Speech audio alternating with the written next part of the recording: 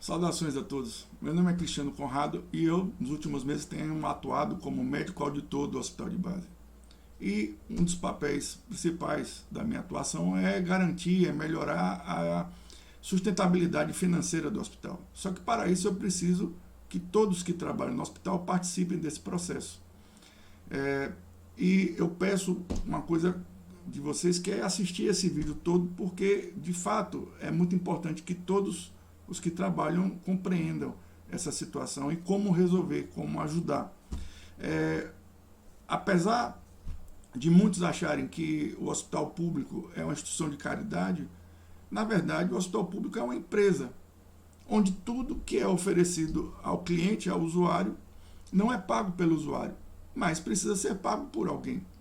Esse pagamento é feito através das apresentações dos serviços realizados, oferecidos aos usuários, para quem paga, para o Ministério da Saúde.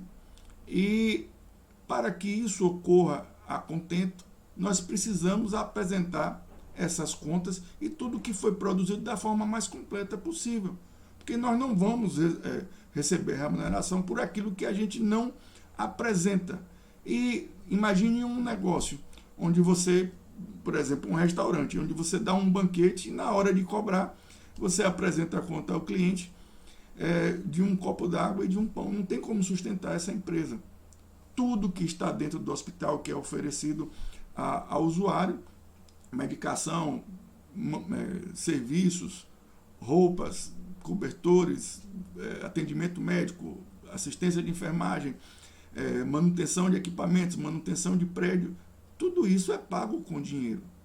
E apesar de existir alguns convênios e alguns incentivos do Estado, do município, da União, a maior parte dos pagamentos por esse serviço, a maior parte de aporte financeiro que o hospital recebe é por conta dos serviços que ele apresenta, dos serviços que ele comprova a realização.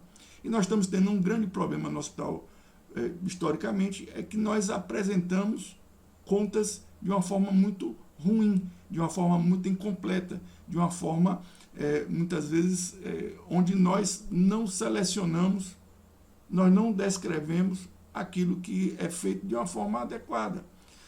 Dentro dessa realidade, um dos principais setores onde esse erro se inicia é no pronto-socorro. Por quê? Porque a maioria dos pacientes tem sua primeira AIH preenchida lá. E essa primeira AIH ela é muito importante, porque além de representar um valor inicial para a internação, ela é computada para o cálculo dos dias subsequentes àquele período previsto naquela AIH principal. Essa diária que é paga após esse período, o cálculo dessa diária engloba vários fatores, e dentre eles, um dos fatores muito importantes é a complexidade, esse procedimento que foi selecionado nessa AIH inicial. E nós estamos fazendo essa seleção de uma forma muito ruim. Eu sei que nós médicos saímos das faculdades sem uma orientação a respeito disso, sem um preparo para a parte burocrática da atuação como médico. Então, nós estamos tentando facilitar e orientar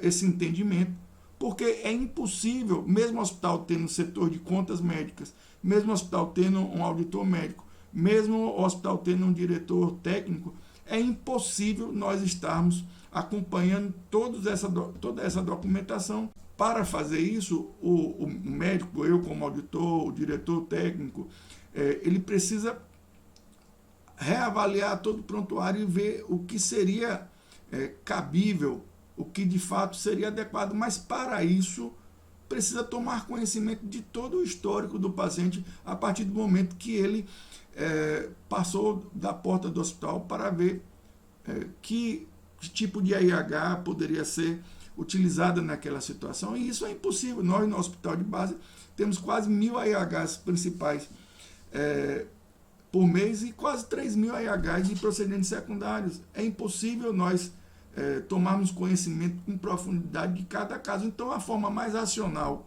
de nós termos uma cobrança adequada do que é feito, é que essa cobrança e essa documentação seja feita pelo próprio médico. Então, para isso, nós estamos criando mecanismos de facilitação, de que essa escolha e de que essa documentação seja feita da forma mais adequada possível.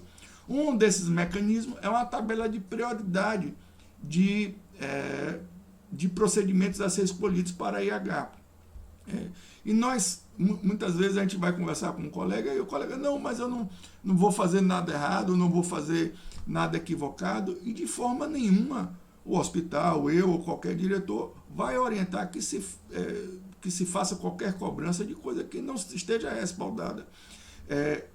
Mas o fato é que muitas vezes, e eu vou mostrar aqui alguns casos para vocês, o hospital de fato executa, e não documentar aquele procedimento com uma complexidade que de fato existe é tolher o hospital da possibilidade de ser remunerado da forma adequada. E aqueles valores de procedimentos diferenciados pagos pelo SUS já foram avaliados pelo SUS e, compreendendo a complexidade para aqueles casos, faz uma remuneração diferenciada para aquele procedimento. Então, aquele valor já foi estipulado pela própria avaliação do SUS. E se houver dúvidas, se aquele seu caso, aquele caso que você está atendendo, aquele paciente se enquadra nessa ou naquela situação, é muito fácil esclarecer. E eu vou ensinar a vocês aqui como fazer isso.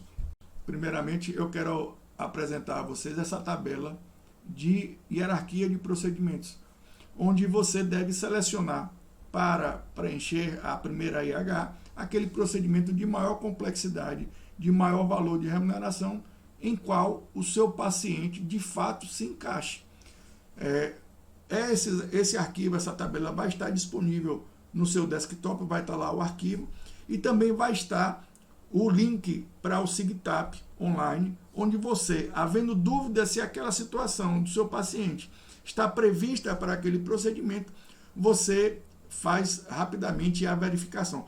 Não precisa fazer verificação de CBO, porque eu já verifiquei todos esses procedimentos, estão previstos para a utilização do CBO de clínico geral. Então, todos vocês que atuam no pronto-socorro podem utilizar esses procedimentos na IH. A forma mais rápida é você verificar se você pode utilizar aquele procedimento naquele paciente, para aquele atendimento. Você vem na tabela, você vai escolher um procedimento e você quer verificar se está amparado aquele uso. Por exemplo, edema agudo de pulmão. Você vem aqui, copia o código na coluna B, vai na tabela SIGTAP, no campo código, Ctrl V, Enter, vai aparecer tratamento de edema agudo do pulmão aqui na listagem de procedimentos. Você vai apertar em cima e, apertando aqui em CID, vai aparecer todas as condições, todos os diagnósticos que são compatíveis com a utilização daquele procedimento. Se o paciente se encaixa nesses diagnósticos, então está amparado a utilização daquele procedimento na IH. Bom, eu quero mostrar para vocês a importância disso, porque que eu estou falando isso. Nos últimos 6 meses, nós tivemos 1.134 pacientes, por exemplo, internados com o CID de hipertensão simples, com o código de procedimento na IH de crise hipertensiva. Só que esses pacientes já entraram no hospital com edema generalizado, com insuficiência renal, com cardiomiopatia dilatada severa, confirmada nos exames de radiologia, com necessidade, inclusive, de diálise, muitas vezes, com edema agudo pulmonar, em muitas vezes, e foi, mesmo assim, utilizado esse código de procedimento na IH de crise hipertensiva. Qual o problema disso? O código de crise hipertensiva é o que paga menos, é um dos que paga menos nas cardiopatias que evolui com hipertensão. Por exemplo, paga R$ 189,67. Esse código de crise hipertensiva serve para as hipertensões simples. O paciente vai entrar vai ter sua hipertensão controlada com medicação oral, não vai precisar de bomba, não vai precisar de monitor, não vai precisar de droga vasoativa, venosa, e vai, com 1 ou 2 ou 3 dias, ter alta e ir para casa. Aí vamos fazer algumas contas aqui. O procedimento de insuficiência cardíaca paga R$ 699,46. E o procedimento de edema agudo de pulmão paga R$ 635,03. Então, se vocês fizerem algumas contas aqui, esses 1.134 pacientes que foram internados com código de crise hipertensiva remuneraram o hospital com R$ 215.085,78. Só que, se nesses mesmos 1.134 fossem utilizados os códigos, o código de insuficiência cardíaca, teria pago R$ 793.187 mil reais, com a diferença de R$ 578.101 em 6 meses. Todos os pacientes que foram internados com crise hipertensiva, com código de crise hipertensiva, eram insuficiência cardíaca congestiva? Não. Pela minha estimativa, foram em torno de 85% desses pacientes já tinham diagnóstico que justificariam, já tinha condições que justificariam a utilização de insuficiência cardíaca congestiva. E nesses 6 meses significou um déficit, um recebimento a menos de 491.386. E, senhores, nós estamos no hospital que não podemos dispensar nada. Nós estamos no hospital que não pode se dar ao luxo de perder R$500 mil em 6 meses por a seleção errada de um procedimento. Eu estou falando isso de um código específico. Imagine as perdas que o hospital acumula durante o ano se for computado todos os procedimentos preenchidos de forma equivocada, todos os procedimentos que não são apresentados. Então, nós vamos incentivar que vocês tomem conhecimento do que pode ser ou não preenchido da melhor forma para o hospital, para que a gente possa devolver a saúde financeira a esse hospital, na forma de manter manutenção de equipamentos e prédio em dias, de oferecer melhor remuneração aos funcionários, inclusive aos médicos, de manter um aporte de medicações e de insumos de forma regular dentro do hospital, que não falte nada. Mas, para que isso aconteça de fato, nós precisamos que o hospital tenha saúde financeira. E o que acontece nos últimos anos, na verdade em toda a história do hospital, é que o hospital acaba tendo déficits que se acumulam, em algum momento a Secretaria de Saúde do município, ou a Secretaria de Fazenda, a Prefeitura, tem que entrar com aportes esporádicos, aportes adicionais para cobrir esses déficits que vão se acumulando durante os meses. E a gente precisa achar uma forma que o hospital se torne sustentável, que não dependa de coisas extra planejamento para poder estar se sustentando.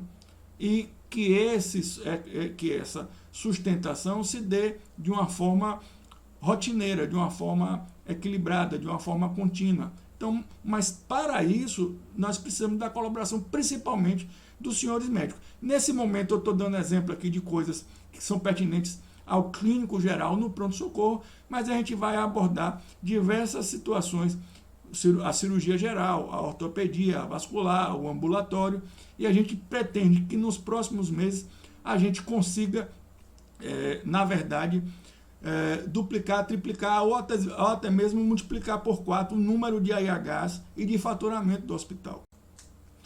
Qualquer dúvida que os senhores tenham nesse processo de adaptação, consulte qualquer das auditoras das contas médicas, que elas vão estar aptas a esclarecer as dúvidas de vocês. Esse é o primeiro vídeo, a gente está abordando um assunto específico, outros virão nos próximos dias, nos próximos meses, nessa missão da gente melhorar a saúde financeira do hospital. E eu conto com a participação e a colaboração de todos os senhores. Saudações a todos, até a próxima.